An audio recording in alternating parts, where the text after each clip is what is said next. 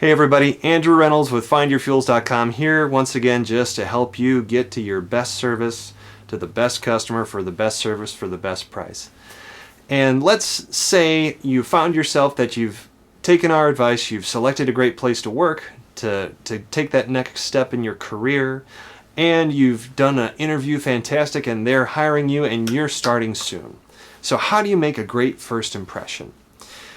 This is going to be kind of counterintuitive to what you've heard before, but hopefully the reason you're here is because the advice you got before maybe didn't get you what you wanted. So in terms of starting your job, let's look at things through the prism of politics. As much as we hate to say it, it is a needed and necessary skill because you're working with people and a job is a work relationship. So let's play the relational game here. Your first job is to lay low.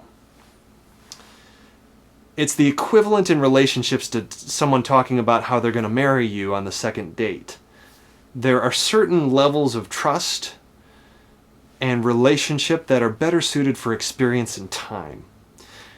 If you want to be the rock star, the next rock star of this organization, don't tell anyone. Don't give them even a hint, a whiff, a scent that you're trying to skyrocket. Because that's going to mean at some point that you either have their job or you're their boss. And that's not really the best way to start the relationship. So first thing, lay low.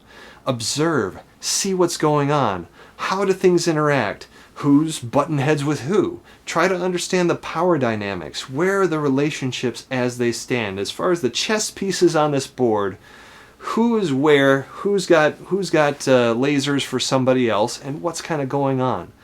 They are kind of getting used to you. They're kind of getting warm to your water.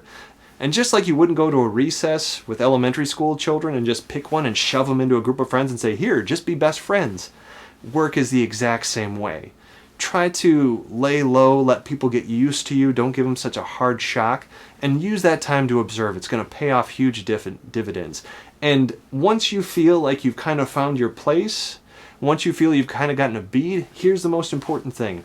Don't outshine anyone by more than 10%. Especially on your level.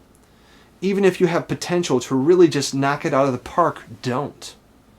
Because for one, if they don't see you as one of their own, if you're just too quick-witted, or you're just too knowledgeable, where they feel uncomfortable, that they feel dwarfed in your presence, they will not help you get to the next level, and you will need their help. You will need your boss to feel that he cannot fire you because it will affect the friendships with the people around you. So never do more than 10%. And never go where you're not welcome. But I guarantee you, if you outshine by just a little bit of 10%, not only will you grow in warmth with the relationships that you have around you, but they'll know that the eventual thing has to happen and you have to be promoted. And they'll want to see you promoted because they'll see you as one of their own. And the difficult thing with this is that if you don't do your homework, as we've encouraged you to do before, if you actively have to stifle yourself to not outshine them by 10%, that's really hard to keep up with.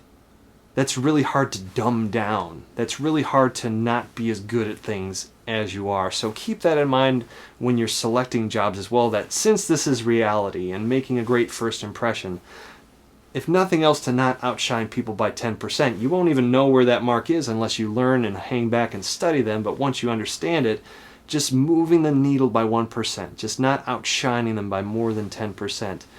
You have to keep that aware in searching that job too, because if you're starting off way further than the people around you, it's a natural handicap, and by and large, politics will take over. They will find ways to call out your imperfections, which you have, and they'll put roadblocks to your success. So hope that helps in making a great first impression. Hopefully you haven't passed out from just sheer fear of what's coming in front of you. Just hang back, lay low, learn, and then once you become comfortable, just start moving that needle 1% at a time. Try not to outshine anybody at any time by more than 10%, and you'll be well on your way to the next step in your great career. Thanks so much. As always, please like and share.